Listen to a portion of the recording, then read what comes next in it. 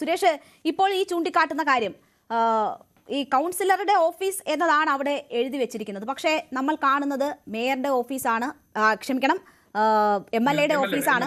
MLA-യുടെ office വളരെ വലിപ്പമുണ്ട്, വിശാലമായി അതിന് പ്രവർത്തിക്കാനുള്ള സാഹചര്യമുണ്ട്. അതേസമയം ഈ കൗൺസിലറുടെ ഓഫീസ് എന്ന് പറയുന്നത് സ്ഥലപരിമിതി മൂലം ബുദ്ധിമുട്ടുന്നുണ്ട്. 2-3 ചെയർ മാത്രം ഇടാൻ പറ്റുന്ന സൗകര്യം, അലമാര പോലും അവിടെ വെക്കാൻ പറ്റാത്ത വാഷ്റൂമിനുള്ളിൽ വെക്കുന്നതാണ് നമ്മൾ കണ്ടിരിക്കുന്നത്. അപ്പോൾ എങ്ങനെ ഈ സംവിധാനം അവിടെ വന്നു? കഴിഞ്ഞ 7 വർഷമായി പ്രവർത്തിക്കുന്നു എന്ന് പറയുമ്പോൾ തന്നെ അത് ഇവിടെ കോർപ്പറേഷൻ ഭരണം LDF ആണ് തുടർ ഭരണം നടത്തിക്കൊണ്ടിരുന്നത്. ആ ഘട്ടത്തിൽ ഏതെങ്കിലും വിധത്തിൽ അനുവദിക്കപ്പെട്ടതാണോ? അത് വ്യവസ്ഥാപിത മാർഗത്തിലൂടെയാണോ പ്രവർത്തനം? ഇതിന് വാടകച്ചീട്ട് എന്നതുണ്ടോ? മാർച്ച് വരെ കാലാവധി എന്ന് പ്രശാന്ത് പറയുന്നത് അദ്ദേഹത്തിന്റെ MLA ടെന്യൂറിന്റെ കാര്യം മാത്രമാണോ, അതോ വാടകച്ചീട്ടുണ്ടോ? ഇത്തരം സംശയങ്ങൾ എല്ലാവരിലും ഉണ്ട്. അല്ല, ഞാൻ അതിന് കൃത്യമായി മറുപടി പറയാം. ഒരു കാര്യം ഒന്ന് പറഞ്ഞോട്ടെ. ഇവിടെ BJP-യുടെ പ്രതിനിധി ഈ കാര്യങ്ങൾ സംസാരിക്കുന്ന കൂട്ടത്തിൽ അദ്ദേഹം കമ്മ്യൂണിസ്റ്റുകാർ, അവന്മാർ, ഇവന്മാർ എന്നൊക്കെ നിലയിൽ വളരെ സംസ്കാരശൂന്യമായി സംസാരിക്കുന്നത് കേട്ടു.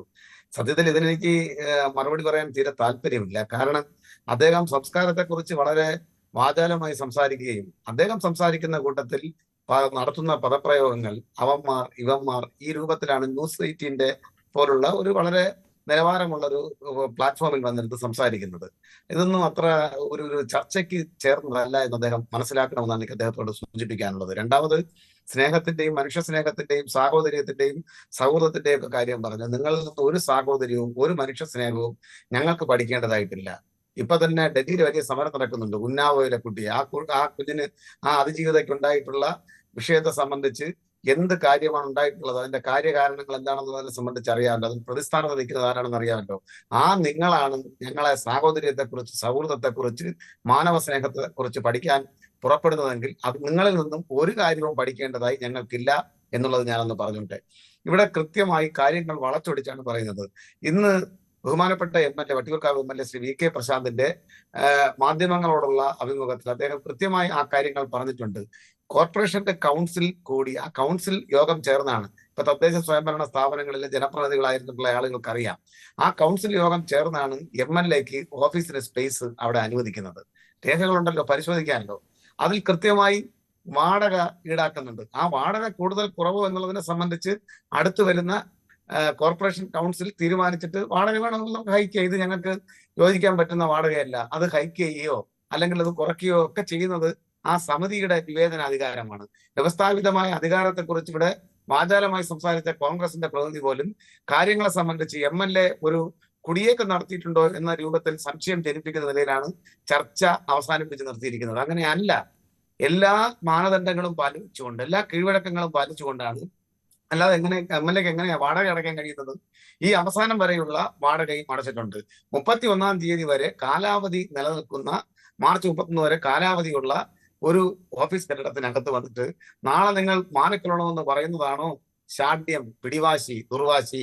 അത് എങ്ങനെയാണ് സഹോദര തുല്യമായി അപേക്ഷിക്കുന്നത്? അല്ല, അതല്ല സംഭവിച്ചത്. ഇവിടെ ജനങ്ങളുടെ, ഇതിൽ പറയാൻ ന്യായീകരണങ്ങളില്ല, ജനങ്ങളുടെ എതിർപ്പ് തനിക്കെതിരായി വരും എന്ന് കണ്ടുകൊണ്ട് കൗൺസിലർ, ശാസ്ത്രമംഗലത്തെ കൗൺസിലർ ശ്രീമതി ശ്രീലേഖ അടവൊന്ന് മാറ്റിപ്പിടിച്ചതാണ്. അതെന്തായിരുന്നാലും ശരി, അതത്ര നല്ല കാര്യമല്ല എന്നാണ് എനിക്ക് ഈ സന്ദർഭത്തിൽ സൂചിപ്പിക്കാനുള്ളത്. വളരെ ശൈശവ ദിശയാണ്. ആ തദ്ദേശ സ്വയംഭരണ സ്ഥാപനം അധികാരം ഏറ്റെടുത്ത് അവർ കാര്യങ്ങളൊക്കെ ഒന്ന് മനസ്സിലാക്കി വിശകലനം ചെയ്ത് കൃത്യമായ ആദ്യത്തെ വ്യവസ്ഥാപിതമായ കമ്മിറ്റിയിലേക്ക് കടക്കാൻ വേണ്ടി പോകുന്നതേ ഉള്ളൂ. അതിനു മുൻപേ ഈ രൂപത്തിൽ തിട്ടൂരവുമായി ഒരു തിരഞ്ഞെടുക്കപ്പെട്ട MLA-യോട്, ആ കോർപ്പറേഷന്റെ മുൻ മേയറായിരുന്നയാളോട്, അത്രമാത്രം ജനകീയനായിട്ടുള്ള ഒരു ജനപ്രതിനിധിയോട് തിട്ടൂരവുമായി കടന്നു വന്നിട്ട് അതിനെ ഇവിടെ കിടന്ന് മെഴുകുകയാണ്. BJP-യുടെ പ്രതിനിധി ഉൾപ്പെടെയുള്ള ആളുകൾ മെഴുകുകയാണ്, ന്യായീകരിച്ച് മെഴുകുകയാണ്. ഇതൊന്നും അത്ര ശരിയല്ല. ആ ജനപ്രതിനിധിക്ക് തെറ്റുപറ്റിയിട്ടുണ്ടെങ്കിൽ ഇവിടെ കോൺഗ്രസിന്റെ പ്രതിനിധി ചൂണ്ടിക്കാണിച്ച ചില കാര്യങ്ങളുണ്ട്. വ്യവസ്ഥാപിതമായി അവിടെ ആ ഓഫീസ് പ്രവർത്തിക്കുന്നതിൽ ഏതെങ്കിലും രൂപത്തിലുള്ള നിയമപരമല്ല എങ്കിൽ കോർപ്പറേഷൻ കൗൺസിൽ, അടുത്തുകൂടുന്ന കോർപ്പറേഷൻ കൗൺസിലിൽ അത് ഉന്നയിക്കുക. അത് കഴിഞ്ഞതിന് ശേഷം ബന്ധപ്പെട്ട ഉദ്യോഗസ്ഥരെ കൊണ്ട് അതിന്റെ രേഖകൾ പരിശോധിക്കുക. രേഖകൾ പരിശോധിച്ചതിന് ശേഷം MLA നിങ്ങൾ സൂചിപ്പിച്ചതുപോലെ അവിടെ കയ്യേറിയിരിക്കുകയാണ് എങ്കിൽ അദ്ദേഹത്തിന് നോട്ടീസ് കൊടുത്ത് അദ്ദേഹത്തെ ഒഴിപ്പിക്കുന്നതിന് വേണ്ടിയിട്ടുള്ള നിയമപരമായ മാർഗങ്ങൾ ആരായുക. അതല്ലാതെ നിങ്ങൾ ആ ഓഫീസ് ഒഴിഞ്ഞ് മാറിത്തരണം, എനിക്ക് അതിനകത്ത് ഓഫീസ് പ്രവർത്തിക്കാനുള്ളതാണെന്ന് പറഞ്ഞാൽ ആ തെട്ടൂരം തിരുവനന്തപുരത്ത് നിന്നല്ല, കേരളത്തിൽ നടപ്പിലാകാൻ പോകുന്നില്ല, ശരി, സർക്കാർ എന്തായാലും നടപ്പിലാകാൻ പോകുന്നില്ല. നിങ്ങൾക്ക് ഈ ധാർഷ്ട്യമുണ്ടല്ലോ, ഈ ധാർഷ്ട്യം ഞാൻ പ്രശാന്ത് തിരിച്ചറിയുകയാണ്. മാധ്യമങ്ങളെ ബി ജെ കാണുമ്പോൾ പിയുടെയും ഈ കൗൺസിലറുടെയും കൗൺസിൽ ധാർഷ്ട്യം ഞാൻ അനുവദിച്ച് തിരിച്ചറിയുകയാണ്. നൽകിയതിന് അല്ലെങ്കിൽ ഈ തെളിവുണ്ട് കൗൺസിലർ എന്ന് പറയുന്നുണ്ട്. പറ്റിയത് മാർച്ച് തെറ്റാണെന്നുള്ളത് ബി ജെ 31 പിയുടെ ജില്ലാ വരെയുള്ള സംസ്ഥാന പണം നേതൃത്വങ്ങൾ അടച്ചിട്ടുണ്ട് എന്നും മാധ്യമങ്ങൾക്ക് പറയുന്നുണ്ട്. മുന്നിൽ അദ്ദേഹം നിന്ന് അത് പറയാൻ ആവർത്തിച്ച് തയ്യാറാണ്. പറയുന്നുണ്ട്. അതിനപ്പുറം അത് വ്യവസ്ഥാപിത മാർഗങ്ങളിലൂടെ തന്നെയാണോ എന്ന് ഞാനൊന്ന് ഉറപ്പുവരുത്തുകയാണ് താങ്കളോട് ചെയ്തത്, താങ്കളോട് ഈ ചോദ്യം പാസ് ചെയ്തുകൊണ്ട് ചെയ്തത്. കാരണം എല്ലാ പ്രതിനിധികളും അതുമായി ബന്ധപ്പെട്ടുള്ള സംശയങ്ങൾ ഉയർത്തിയ ഒരു സാഹചര്യത്തിൽ ഞാൻ താങ്കളിലേക്ക് തിരിച്ചെത്താം. ശ്രീ മോഹൻ വർഗീസ്, നോക്കൂ, ഇവിടെ ഇപ്പോൾ ഈ തിരുവനന്തപുരം കോർപ്പറേഷൻ അത് ഒരു ചരിത്രം രചിച്ചുകൊണ്ടാണ് BJP NDA അവിടെ അധികാരത്തിൽ വരുന്നത്. അത് 4 പതിറ്റാണ്ടിന്റെ ചരിത്രമാണ്. അപ്പോൾ തന്നെ നമുക്കറിയാം ഈ ഭരണം അങ്ങോട്ട് പോകുമ്പോൾ എന്തൊക്കെ സംഭവിക്കുമെന്നത്. ശക്തമായ ഒരു പ്രതിപക്ഷമുണ്ട്. അതുകൊണ്ട് തന്നെ സുഗമമായ ഒരു ഭരണമൊന്നും ആയിരിക്കില്ല എന്ന് നമ്മൾ കരുതിയിരുന്നതാണ്.